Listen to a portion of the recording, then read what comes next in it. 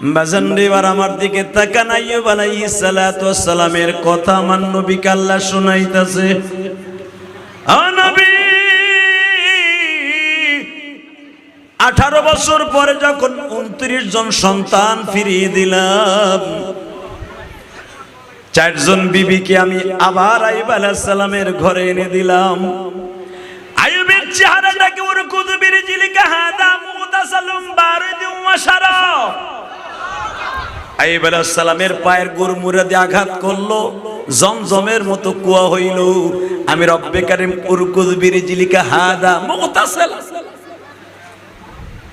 আমি আল্লাহ এমন ভাবে করে দিলাম, আইয়ুব আলাইহিস সালামের পায়ের গুরমুরার আঘাতে আমি জমজমের মতো 7 তবক জমিনকে ফাটাইয়া কুয়া বানায় দিলাম। 18 বছর কিরায় খাওয়াইয়া শরীরের এমন কোন জায়গা নাই গো